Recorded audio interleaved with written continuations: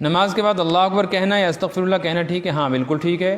حدیث شریف میں نماز کے بعد اللہ اکبر کہنا بھی ثابت ہے، اور استغفر اللہ استغفر اللہ استغفر اللہ 3 مرتبہ یہ کہنا بھی ثابت ہے۔ شرمگاہ کو ہاتھ لگانے سے وضو ٹوٹ جاتا ہے؟ نہیں۔ جو عورت بچے کو صاف کرتی ہیں وہ بھی اس میں آتی ہیں کہ نہیں؟ سطر کو ہاتھ لگانے سے وضو نہیں ٹوٹتا، چاہے کپڑے پہ لگایا جائے چاہے بغیر کپڑے کے، چاہے اپنی سطر کو ہاتھ لگے چاہے بچے کی شرمگاہ کو ہاتھ لگے۔ لہٰذا جو مائیں اپنے بچوں کو پیشاب وغیرہ کے بعد وضو کراتی ہیں، استنجا جس کو کشمیری میں وضو کہتے ہیں، اس کی وجہ سے وضو کے اوپر کوئی فرق نہیں پڑتا۔ ایسے ہی کسی کی سطر دیکھنے سے یا خود ننگا ہو جانے سے وضو پر کوئی فرق نہیں پڑتا۔ کشمیر میں یہ جو مشہور ہے کہ کپڑے اتر گئے، کسی کی سطر نظر آ گئی، میں نے کپڑے اتار دیے، کپڑے بدل لیے، تو اب وضو کا کیا ہوگا؟ اس سے وضو پہ کوئی فرق نہیں پڑتا ہے۔ مسلمانوں کا وضو اتنا کمزور تھوڑا ہی ہے، ذرا ذرا بات پہ ٹوٹ جائے گا۔ نماز تراویح کے بعد 4 رکعت پہ جو دعا پڑھی جاتی ہے وہ کس جگہ ثابت ہے یا نہیں ہے؟ کون کہتے ہیں ثابت نہیں؟ بالکل ثابت ہے، کتابوں میں لکھی ہے۔ البتہ یہ بات ہے کہ کشمیر میں جو پڑھی جاتی ہے یہ اس طرح ثابت نہیں ہے۔ یہاں جو پڑھا جاتا ہے یا مقلب القلوب والابصار یا خالق اللیل والنہار، یہ الفاظ تسبیح تراویح میں نہیں ہیں۔ یا ایسے ہی لا الہ الا اللہ، استغفر اللہ، اسأل اللہ الجنہ واعوذ باللہ من النار، یا نستغفر اللہ نسأل اللہ الجنہ ونعوذ باللہ من النار، یہ تسبیح تراویح کے الفاظ نہیں ہیں۔ تسبیح تراویح اتنی ہے: سبحان الملک القدوس، سبحان ذی الملک والملکوت، سبحان ذی العزت والعظمت والہیبت والقدرت والکبریاء والجبروت، سبحان الملک الحی الذی لا ینام ولا یموت، سبوح قدوس ربنا ورب الملائکۃ والروح۔ بس اتنی ہی ہے۔ اب جو اس کے یہ حدیث یہ کتابوں سے ثابت ہے۔ البتہ اس کے ساتھ جو اور الفاظ یہاں پڑھے جاتے ہیں ان کا پڑھنا کوئی گناہ نہیں ہے، وہ صحیح الفاظ ہیں، وہ پڑھتے ہیں تو جائز ہے اگر سب اس پر تیار ہیں۔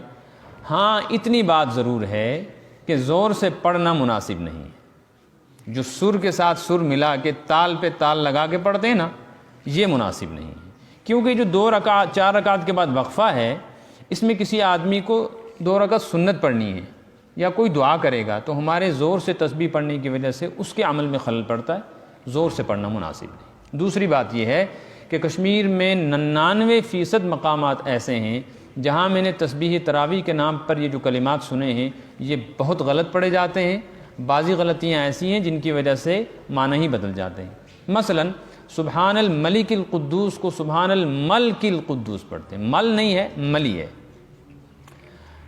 ملکوت کو ملکوت پڑھتے ہیں، ملکوت لفظ نہیں ہے، ملکوت لام کا زبر ہے۔ ایسے جبروت کو جبروت پڑھتے ہیں، با پہ جزم پڑھتے ہیں، جبروت لفظ نہیں ہے، جبروت ہے۔ سبوہن کو سبوہن پڑھتے ہیں، سبوہن نہیں ہے، سین کا پیش ہے، سبوہن ہے۔ یہ الفاظ ہیں جو غلط پڑھے جاتے ہیں، ان کی تصحیح کر لینی چاہیے۔ باقی پڑھنے میں کوئی حرج نہیں ہے، اس کو ضروری نہ سمجھیں۔ اگر کوئی ضروری سمجھتا ہے کہ اس کے پڑھے بغیر تراویح نہیں ہوگی تو غلط ہے۔ جو نہیں پڑھتا اس کی تراویح بھی ہو جاتی ہے، جو آہستہ پڑھتا ہے اس کی بھی ہو جاتی ہے۔ جو اس تسبیح تراویح کے بجائے اس دیر میں اس وقفے میں کوئی دعا کرتا ہے یا کوئی اور کلمات طیبات درود شریف استغفار پڑھتا ہے تو بھی کوئی حرج نہیں ہے، سب جائز ہے۔ سحری کے بعد سونا حرام ہے؟ نہیں، سحری کے بعد بالکل سونا حرام نہیں ہے، سحری کے بعد سونا جائز ہے۔ البتہ مناسب نہیں ہے کہ ایک دم سحری کھاتے ہی سو جائیں۔ سحری کے بعد نماز پڑھ کے کچھ دیر بیٹھ جانا چاہیے، مسجد میں بیٹھیں، ممکن ہو تو اشراق پڑھیں، اور اگر بہت زیادہ نیند کا غلبہ ہے یا ایسی مصروفیات ہیں کہ بعد میں نیند پوری نہیں ہوگی تو نماز فجر پڑھنے کے بعد سو سکتے ہیں، کوئی گناہ نہیں ہے۔ وہ جو حدیث میں سحری کے بعد صبح کے بعد سونے کا، نماز کے بعد سونے کا آیا ہے ذکر کہ ممانعت ہے، اس میں برکت ختم ہوتی ہے، وہ تو عام دنوں میں ہے۔ رمضان میں ایک عذر ہے کہ رمضان میں آدمی سحری میں اٹھتا ہے اور اس کے 2 گھنٹے درمیان میں ایسے گزرتے ہیں کہ اس میں نیند کا غلبہ رہتا ہے۔